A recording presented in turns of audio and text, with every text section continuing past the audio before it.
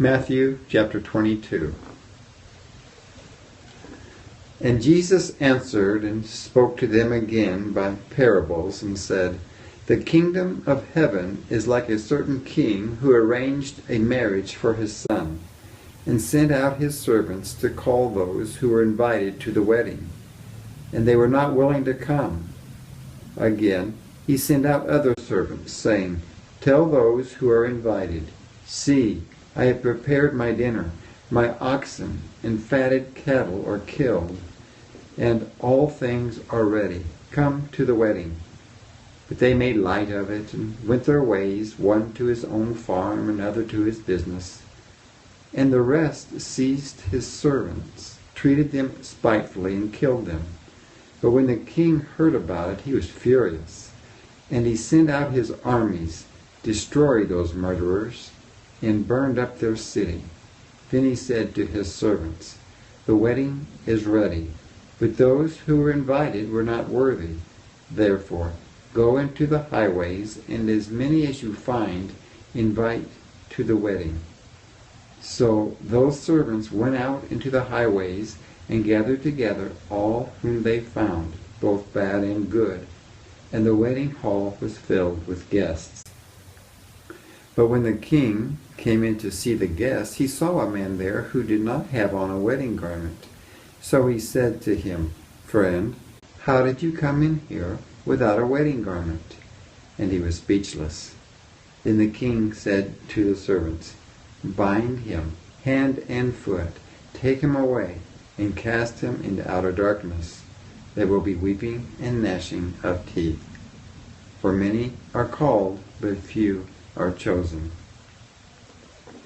Then the Pharisees went and plotted how they might entangle him in his talk. And they sent to him their disciples with the Herodians, saying, Teacher, we know that you are true, and teach the way of God in truth. Nor do you care about anyone, for you do not regard the person of man. Tell us, therefore, what do you think? Is it lawful to pay taxes to Caesar or not? But Jesus perceived their wickedness and said, Why do you test me, you hypocrites? Show me the tax money. So they brought him a denarius. And he said to them, Whose image and inscription is this? They said to him, Caesar's. And he said to them, Render therefore to Caesar the things that are Caesar's, and to God the things that are God's. When they had heard these words, they marveled and left him and went their way. The same day the Sadducees, who say there is no resurrection, came to him and asked him, saying, Teacher, Moses said that if a man dies, having no children, his brother shall marry his wife and raise up offspring for his brother. Now there were with us 7 brothers. The first died after he had married, and having no offspring, left his wife to his brother. Likewise the second also, and the third, even to the 7th. Last of all, the woman died also. Therefore, in the resurrection, whose wife of the 7 will she be? For they all had her. Jesus answered and said to them, You are mistaken, not knowing the Scriptures nor the power of God. For in the resurrection they neither marry nor are given in marriage, but are like angels of God in heaven. But concerning the resurrection of the dead, have you not read what was spoken to you by God, saying, I am the God of Abraham, the God of Isaac, and the God of Jacob? God is not the God of the dead, but of the living. And when the multitudes heard this, they were astonished at his teaching. But when the Pharisees heard that he had silenced the Sadducees, they gathered together. Then one of them, a lawyer, asked him a question, testing him and saying, Teacher, which is the great commandment in the law? Jesus said to him, You shall love the Lord your God with all your heart, with all your soul, and with all your mind.